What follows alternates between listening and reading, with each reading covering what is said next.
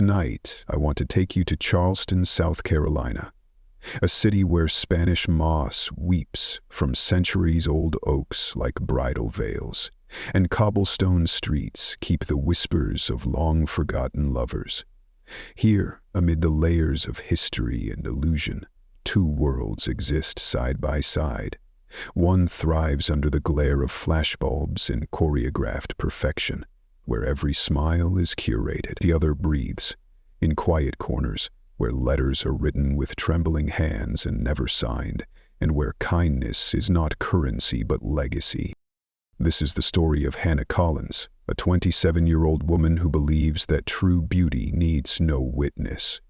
Raised by a mother who spent her life serving others in silence, Hannah grew up watching what it meant to give without being seen.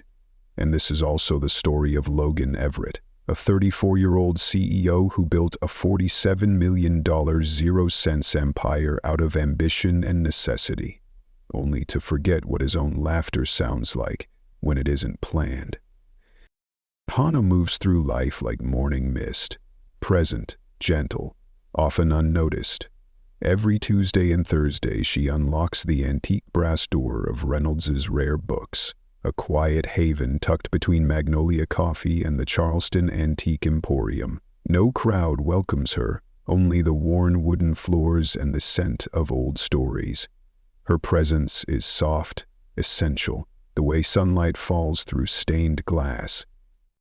Her mother, Elizabeth Collins, passed away 3 years ago from cancer.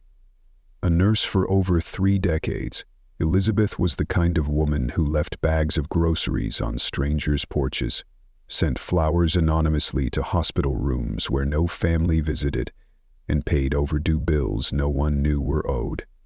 She told Hannah once, in a voice weakened by treatment but strengthened by love, "The most beautiful acts don't need an audience." Hannah has carried that philosophy like a quiet promise.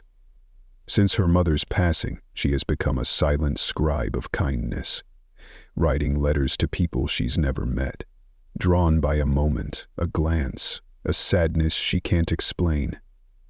She uses cream-colored stationery, her mother's old fountain pen, and seals each letter with dried flowers, violets for humility, forget-me-nots for enduring affection, baby's breath for innocence that survives loss. 6 blocks away, Logan Everett stares at his own reflection in the towering glass windows of Everett & Grace, the luxury jewelry brand he built from a dorm room dream. He employs over 300 people, yet he often feels alone in a crowd. His fiancée, Bianca Ray, treats their lives like a Broadway show.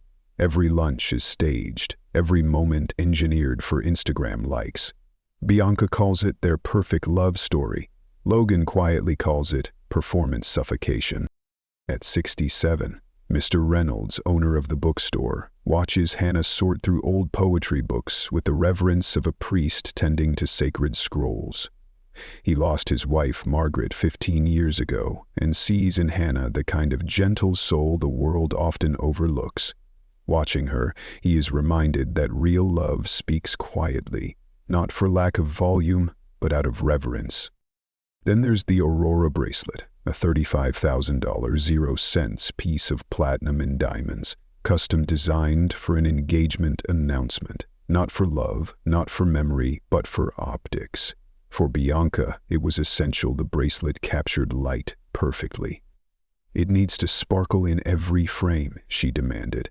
"I want 50,000 likes." But Hannah measures worth differently. She measures it in moments, in the warmth of a thank you note, in the way sunlight dances with dust motes across leather-bound books. She finds value not in cost, but in connection. In Charleston, these two worlds rarely collide. Logan's penthouse overlooks the harbor, its marinas filled with yachts. Hannah lives in a modest apartment above the bookstore, where the rent is paid in stories and the currency is kindness. But sometimes, fate ignores social boundaries. Sometimes, a piece of jewelry doesn't just fall, it lands exactly where it's meant to. On a rain-washed Tuesday morning, Charleston's brick pathways shimmer like gemstone mosaics. Hannah walks with purpose, her canvas bag protecting a rare first edition of Rilke she's delivering to Mrs. Hawthorne. At the intersection of Meeting and Broad, she pauses. Something catches her eye in a puddle, an object so radiant it seems to pulse. The Aurora bracelet, abandoned, glistening like a fallen star. She hesitates. Her practical mind urges her to call the authorities, but her heart, trained by years of her mother's quiet wisdom, knows this isn't just a lost item. This is a piece of someone's story, untethered and waiting. Carefully, reverently, she lifts it. It's heavier than she imagined, serious, intentional. The kind of beauty not meant to be worn thoughtlessly but cherished. That night, she searches, cross-referring jewelry stores, reviewing Hallmark stamps. Her fingers pause over a boutique she's passed but never entered, Everett and Grace. Their clientele doesn't carry canvas bags or count tips at week's end. Still, she writes, one perfect note. No name, just words wrapped in meaning, sealed with dried lavender. For Grace under pressure. And one act of hope. Because sometimes, when you return what never belonged to you, you receive more than you imagined. And so begins the unraveling.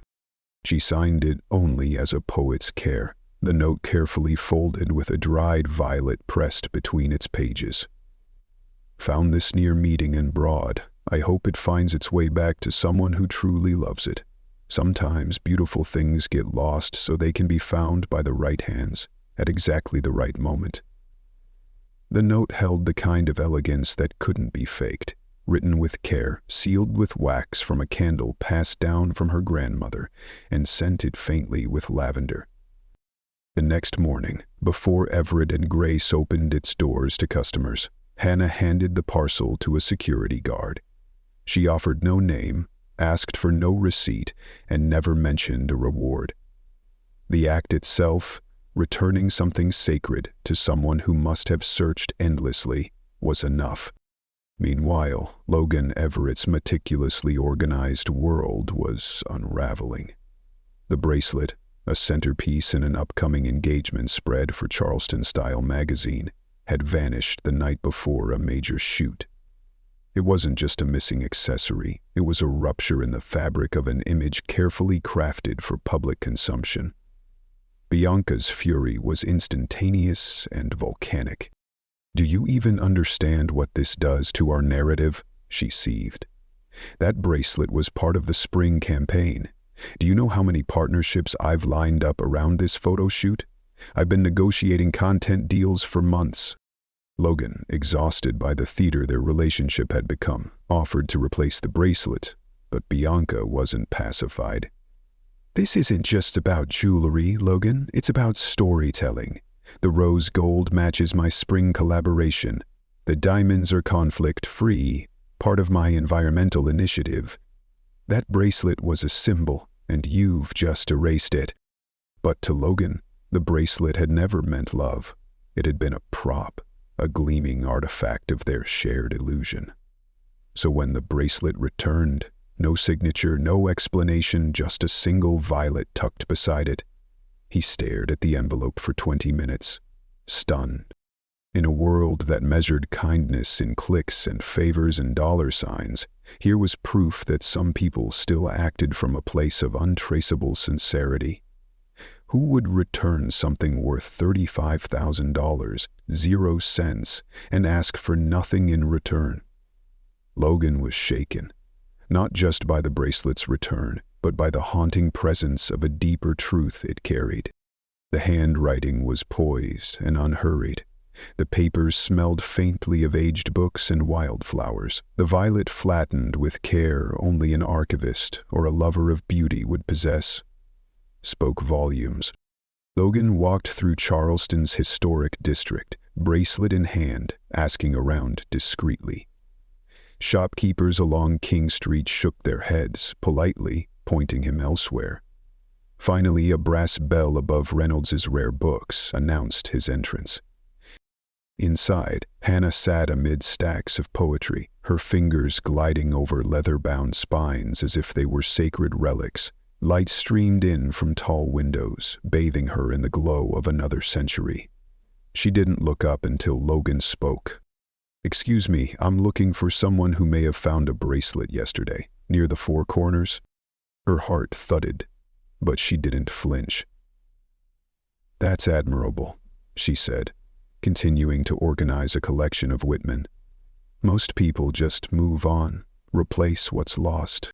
Logan studied her. This person didn't want anything back. No name, no reward, just returned it.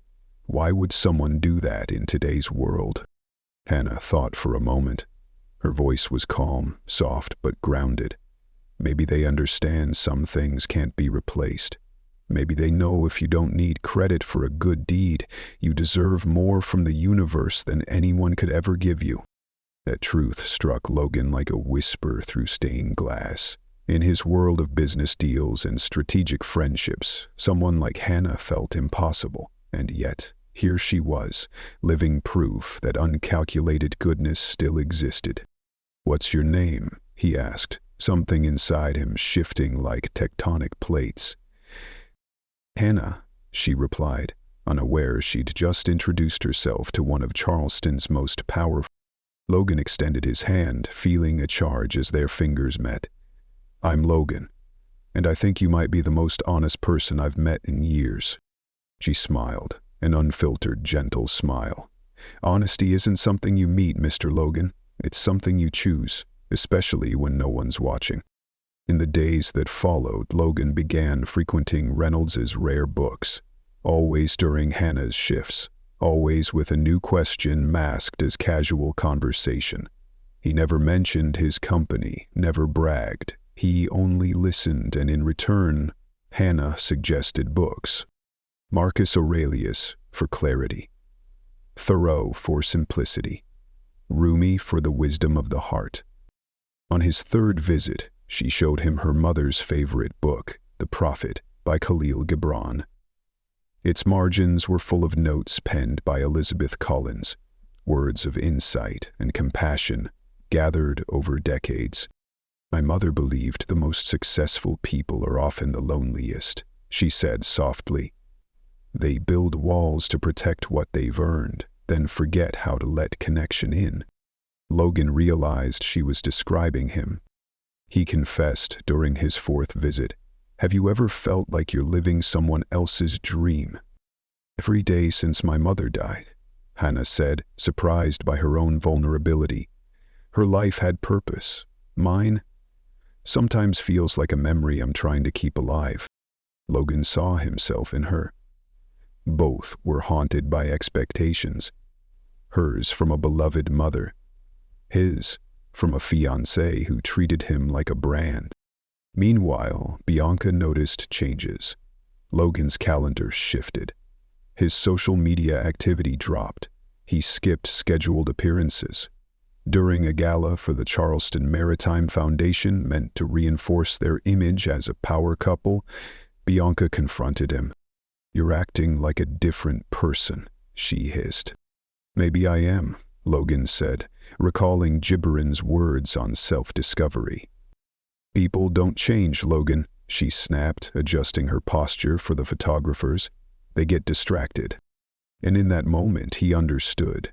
Bianca saw Hannah not as a person, but as a narrative disruption. On a Thursday afternoon, Bianca arrived at Reynolds's rare books. Her designer heels clicked across aged wood like threats. Dressed in white for photogenic contrast, she confronted Hannah.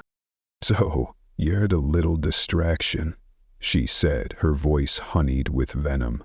"Let me explain something about men like Logan. They collect projects, and they get bored." Hannah didn't flinch. She kept shelving books, each gesture a quiet rebuke. Bianca's voice rose, unused to resistance. "They find little side stories to amuse themselves. That's all you are, a footnote."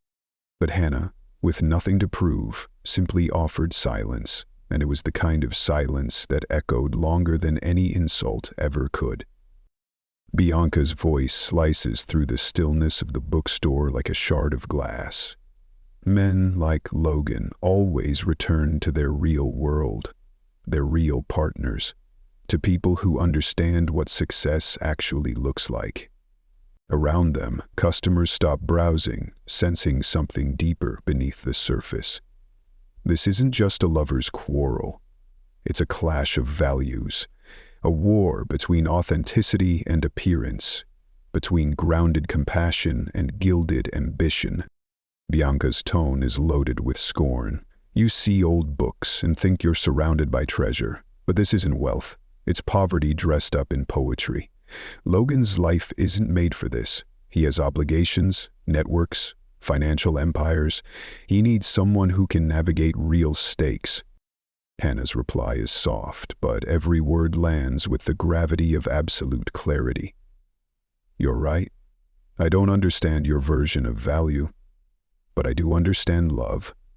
And love doesn't require credentials. It doesn't ask for a portfolio or a publicity plan. It only needs two people willing to be real with each other. From the back room, Mr. Reynolds emerges. His presence carries the quiet strength of a man who's seen decades of storms and stood through all of them. "Miss," he says to Bianca, voice steady, deliberate. She understands value more deeply than anyone who needs to announce their worth to strangers online. Bianca, furious but outmatched, stares at Hannah. Her stillness, her refusal to engage in spectacle, her silence says more than 1,000 arguments ever could. "This isn't over," Bianca hisses before leaving in a storm of designer heels and wounded pride. The following Tuesday, Logan notices something different. Hannah is polite, but distant. Her warmth, once a source of quiet joy, feels like light seen through fogged glass. When he asks for a book about breaking free from other people's expectations, she offers him Walden, her voice gentle but formal. "Sometimes," she says while wrapping his book, "the hardest thing we do is disappoint those who never truly saw us. But it's also the first step toward becoming who we're meant to be." Logan hears the message behind her words. It's not just about him. It's about her, too. They are both weighed down by the lives others built around them. The engagement announcement looms. The photo shoot, the interviews, the social media rollout. It all unfolds like clockwork around him. But Logan no longer feels part of the machinery. At night, he sits in his penthouse, staring at the framed violet Hannah once left with her anonymous note. That small token, pressed with reverence, is the only thing in his world that feels real. Meanwhile, 3 blocks away, Hannah closes the shop. She climbs the stairs to her apartment carrying the ghost of Bianca's words. She knows fairy tales rarely survive in the light of morning. She knows the cost of crossing worlds not designed to overlap. At the engagement dress fitting, the truth finally erupts. Bianca, adorned in a $30,000 0-cents gown made to shine under studio lights, watches Logan from across the room. He sits silently, feeling like a ghost haunting someone else's life. "Smile more," Bianca instructs. "Think about the brand deals, the followers. This is everything we've worked for." Logan's voice cuts through the room like a clear bell. "What if none of this matters to me? What if this entire thing is a performance?" Bianca freezes. "Excuse me?" He stands. "What if we've built a life around something that doesn't actually exist? What if this isn't love? It's content." She recovers quickly, her voice switching into professional damage control. "You're just overwhelmed. Everyone gets cold feet. This is normal." "Normal," he says, "would be marrying someone who sees me, not someone who sees potential exposure." Her expression hardens. "You don't understand public relations. This marriage is strategic. It opens doors neither of us could walk through alone." Then, softer, more venomous. "That little bookstore girl filled your head with fairy tales. Real life doesn't run on feelings, it runs on leverage. That night, Logan sits in silence, surrounded by wealth, drowning in hollowness. On one screen is Bianca's latest post, smiling, perfect, planned. On the other, the violet, fragile, sincere, asking for nothing. Everything he built was rooted in strategy, but now his heart demands something unquantifiable. At dawn, Logan calls his publicist. "Cancel the engagement announcement."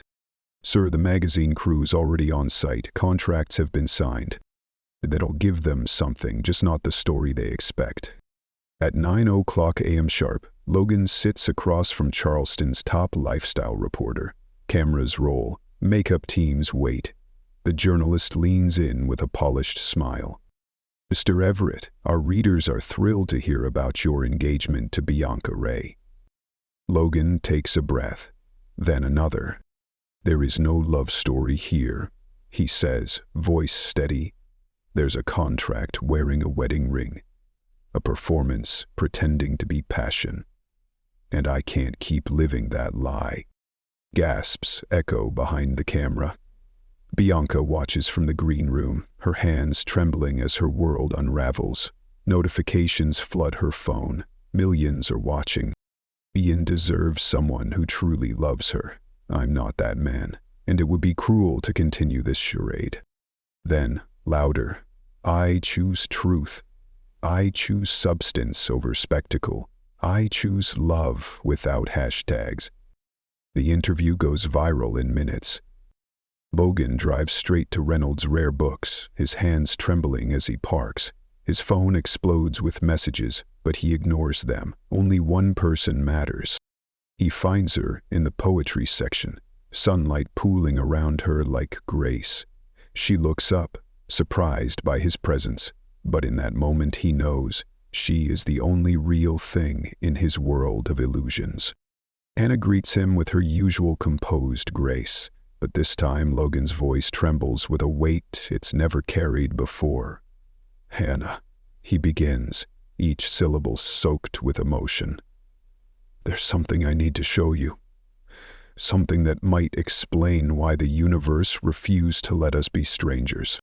From the inside pocket of his jacket, he removes a small wooden box, aged smooth from decades of gentle hands. He opens it to reveal a letter. Delicate, aged, wrapped in tissue that has yellowed with time. The handwriting flows across the cream-colored stationery in a graceful, familiar style.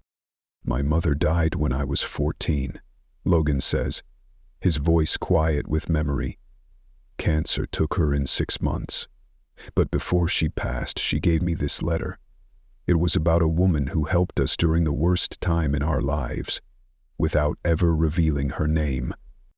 Hannah's breath catches. Her eyes widen. She knows this script. She knows this handwriting. Her heart races.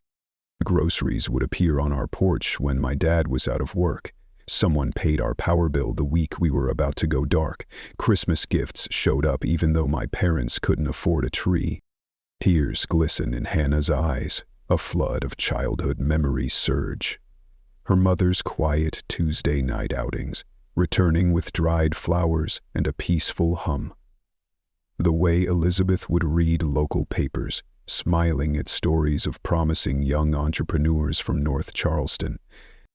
She signed her letters with pressed violets, Logan adds, lifting the letter to show her. The same flower Hannah had tucked with his bracelet. "Just like someone else I know." "Your last name, Everett," Hannah whispers, her voice thick with tears. "You're the boy whose lunch money got stolen. The one my mother always worried about.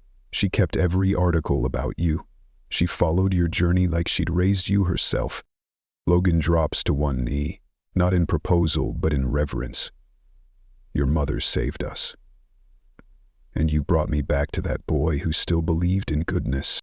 Mr. Reynolds steps out from behind a bookshelf, his face streaked with silent tears. "I knew it," he murmurs. "The moment you walked in, I saw a man returning home." It all becomes clear to Hannah. how her mother's anonymous kindness echoed through time, shaping a life that would one day intersect with hers in the most improbable, perfect way. That bracelet, once a token of performance, had become a key to something far more profound. I ended my engagement this morning, Logan confesses. Live. On television. I've probably destroyed my reputation, my business, my world. Anna cups his face, her fingers tender. And how does it feel? Logan breathed deeply, like I finally remembered how to inhale, like I'd been suffocating for 20 years and didn't know it. She reaches for a copy of Letters to a Young Poet, the same title that started it all. Inside the cover, with her mother's fountain pen, she writes for the first time without anonymity. Thank you for understanding the unspoken, for seeing the invisible, for believing that love needs no audience. Joy. And for the first time, she signs her name, she claims her story. Logan reads her message and, with unshakable clarity, writes beneath it, "Thank you for showing me that the most precious things in life can't be staged or bought. They can only be shared between hearts brave enough to be real." Charleston erupts overnight. Logan's vulnerable confession becomes a viral phenomenon, viewed over 2 million times. Conversations ripple across social media, not just about his courage, but about what it means to love without performance. Business leaders, influencers, even rivals applaud his choice. Investors who once chased profit now praise authenticity. People share their own stories of leaving appearances behind to pursue something real.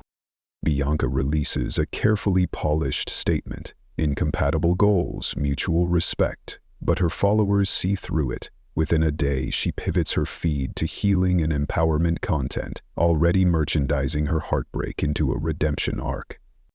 But Logan sees none of it.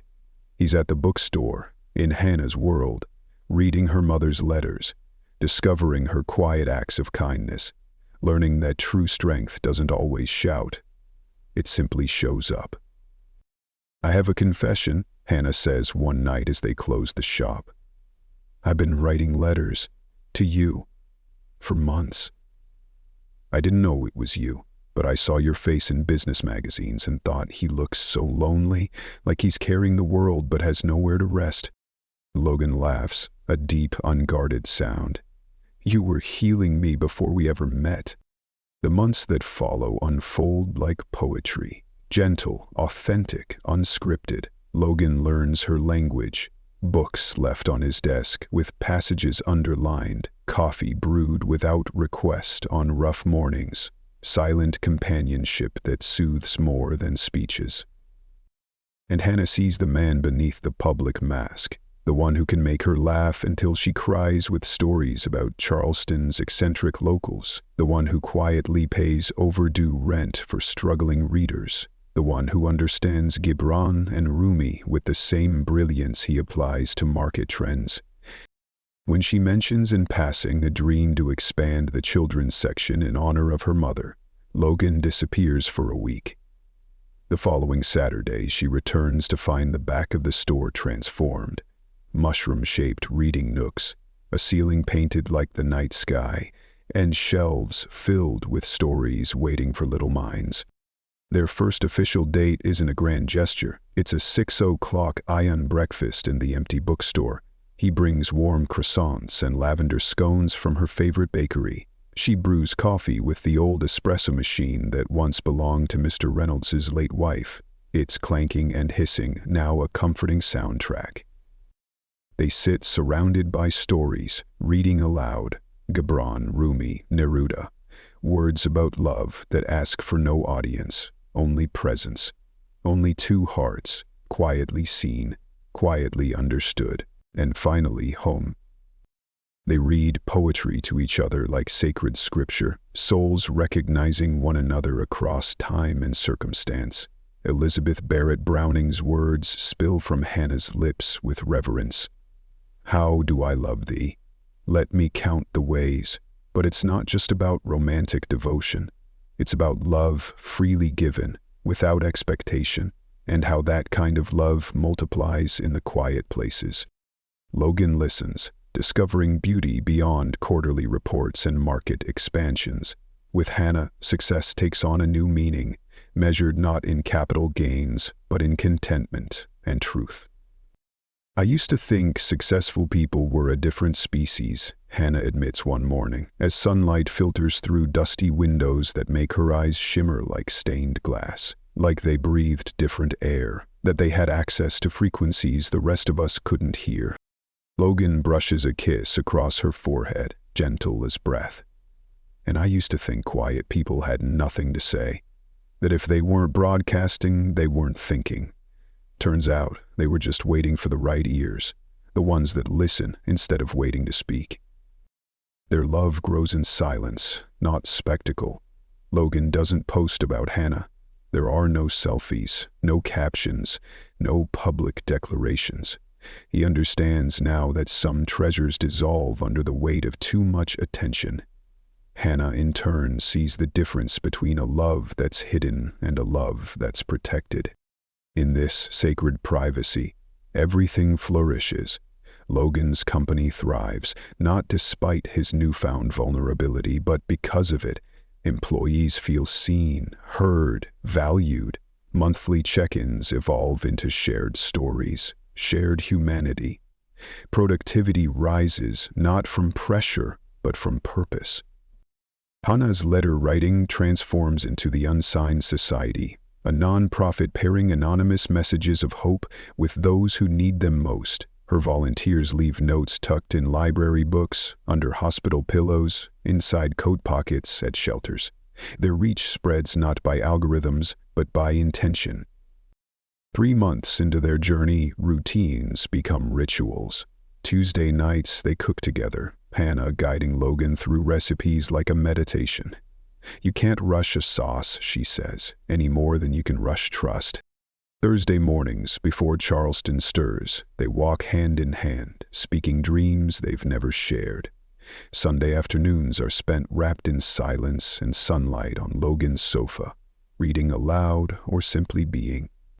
He brings her tea during her midnight writing sessions, never intruding, just quietly bearing witness. She listens as he speaks of childhood fears, of never being enough, of wealth as a mask, of longing to do good, and not just appear good. Their love story isn't built with grand gestures, but with tiny moments stitched together by sincerity. It's found in margins of second-hand novels, in glances that say what words can't, in fingers that intertwine during moments of uncertainty. 6 months after she returned a bracelet and unknowingly returned him to himself, Logan proposes. Not in front of cameras, but at the exact spot where she found the bracelet, meeting in Broad under the watchful gaze of Charleston's 4 corners of law. He gives her a letter instead of a speech. To the woman who taught me that the most precious things need no audience, no permission, just 2 hearts brave enough to see each other. Will you keep writing this story with me, one unsigned page at a time? Hannah answers in kind, a letter sealed with her grandmother's wax. Only if we promise to never need spectators for our joy, to never seek permission to be true, and to always remember that love whispered is still heard by the soul it's meant for. The ring is simple, white gold with a violet-hued stone that matches the flower she once left with no name. It fits her hand like it was always meant to be there. 6 months later, they marry in Reynolds's rare books, surrounded by the pages that carried them to each other. Mr. Reynolds officiates, the mayor attends. So do Logan's employees, Hannah's volunteers, and neighbors who know her only as the kind stranger who once left a note that made everything better. The ceremony lasts 20 minutes, the celebration all night. There are no influences, no viral hashtags, just toasts that honor substance over spectacle, and a love story that needs no retelling to be remembered. They don't promise perfection, they promise presence. And presence, they've both learned, is where love truly lives. Some things in life can be bought, But the things that truly matter must be chosen. With full hearts and open hands. Hannah wears her mother's wedding dress on their big day, subtly altered but still carrying the grace that blessed Elizabeth's marriage decades before. The Aurora bracelet, once a symbol of performative love, now rests quietly on their mantle, not for its monetary value, but as a sacred reminder that the universe sometimes places exactly what we need in our path so we can become who we're meant to be. 1 year later, morning sunlight filters through the expanded Reynolds Rare Books, now home to the Elizabeth Collins Children's Literacy Center. Hannah arranges fresh violets throughout the space, a continuation of her mother's legacy, placing beauty where minds are nurtured and hearts are opened. Today is the launch of the Unwritten series, Logan's newest jewelry collection, but this one is different. It's not built on hype or hashtags. Each piece is inspired by Hannah's philosophy of anonymous kindness. Tucked into every box is an unsigned letter written in her delicate script, celebrating quiet acts of grace. Proceeds fund literacy programs in Charleston's underserved neighborhoods, allowing luxury to become a bridge for opportunity, not just a symbol of status. Unlike the Aurora bracelet, crafted for angles and algorithms, each item in the Unwritten series tells a story. The violet ring with a real pressed flower, the morning mist necklace that mirrors Hannah's soft presence, the bookworm bracelet honoring beloved literary classics. These aren't pieces of jewelry, they're tributes to silent strength and understated beauty. Logan finds Hannah in the reading nook, surrounded by children whose parents work 2 or 3 jobs. She's reading The Giving Tree, her voice gentle yet compelling, not performing, just sharing.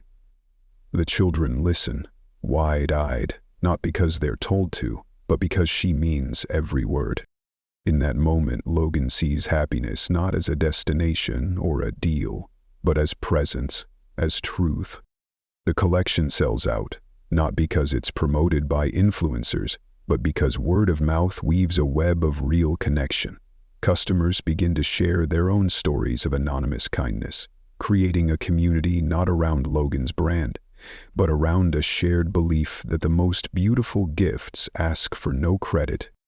Mrs. Patterson buys quiet courage, earrings, and confesses she's left anonymous notes in library books for over 20 years. James Wilson buys hidden helper cufflinks and tells Logan about his secret scholarship fund for single moms. Sarah Chen chooses the invisible angel pendant and talks about covering prescription costs for strangers. Each story is a candle in the dark. The bookstore becomes a sanctuary, not just for books, but for memory and meaning. Strangers become friends, shoppers become storytellers. That evening, at the official launch, Hannah stands beside Logan under string lights and antique chandeliers. She's wearing the simple violet ring. Reporters ask about their story. "The most beautiful love stories don't need narration," Hannah replies, voice steady. "They're lived quietly, felt deeply, chosen daily. My wife taught me that success isn't applause," Logan adds. "It's what you do when no one's watching. It's how you treat people who can't do anything for you. It's choosing love over image." Later, the store glows with warmth. The kind not produced by heating vents, but by kindred spirits gathering. A young entrepreneur approaches Hannah, hesitant. "I run a bakery," she says. "Sometimes I leave free meals out front for families in need. But I've always wondered, does it really matter if no one knows?" Hannah gently takes her hand. "It matters because you did it, not because anyone knew. The mother who doesn't have to choose between groceries and her child's school lunch, she knows. The universe always knows." David Chen appears next, his teenage daughter, Amy, by his side. 6 months ago, Amy was struggling with depression. She found an unsigned note in a library book. "Your story isn't over. The world needs exactly what you have to offer." That letter got her through. Amy steps forward, handing Hannah a folded piece of paper. Now I write my own notes. I leave them in lockers, coffee shops, anywhere someone might need a reason to hold on. You showed me I didn't have to be famous to matter. More stories come. An elderly man who pays off layaways, a college student who leaves care packages for the unhoused, a retiree who writes sidewalk chalk messages of hope. And Hannah listens to them all, quietly bearing witness to the ripples her mother once started.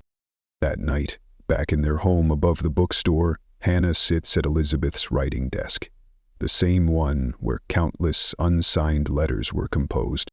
She writes in her journal, "Today I learned that love stories aren't written for audiences.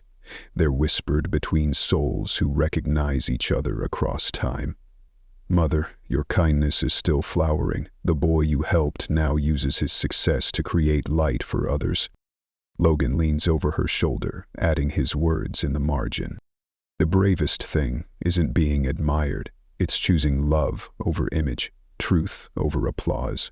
You taught me that the wealth we give away is the only kind that lasts." Mr. Reynolds, now their silent partner and lifelong friend, watches from his upstairs window as Charleston settles into night. At 78, he's rediscovered purpose, mentoring couples, recommending books on real love. His phone pings. A customer thanks him for suggesting a book that gave her the courage to leave a soul-numbing job and teach inner-city kids. "Half the salary," she wrote, "but twice the meaning." Outside, the Spanish moss dances under moonlight. The oaks whisper like ancient storytellers, and two people, who met because of a returned bracelet, continue crafting a life built on the kind of wealth no one can see, but everyone can feel. The Aurora bracelet still rests on the mantel. Around it, notes from scholarship recipients, letters from readers, flowers sent from all over the world. It no longer symbolizes performance. It's a testament to what happens when someone chooses love over illusion. That night, Hannah writes one final unsigned letter. "To whoever needs this, you matter more than you know. Your kindness sends ripples through a world you can't always see. You don't need to be perfect or loud to change someone's life. Love bravely, give freely, and trust the universe to keep perfect records of every beautiful act you perform when no one else is watching." She seals it with a violet, her mother's signature, her signature now, and she realizes, not just hers. It belongs to anyone who believes the most powerful stories are the ones told quietly, between hearts brave enough to choose love without needing to be seen. Thank you for spending this time with Hannah and Logan. If their journey touched your heart, you're already part of their story, and we'd be honored to have you continue it with us. Subscribe not for numbers, but for community, for the belief that in this noisy world, quiet love still matters. Until next time, remember, your authentic story deserves to be told. Your gentle heart deserves to be protected, and your unseen kindness might just be the miracle someone else is hoping for. Sweet dreams.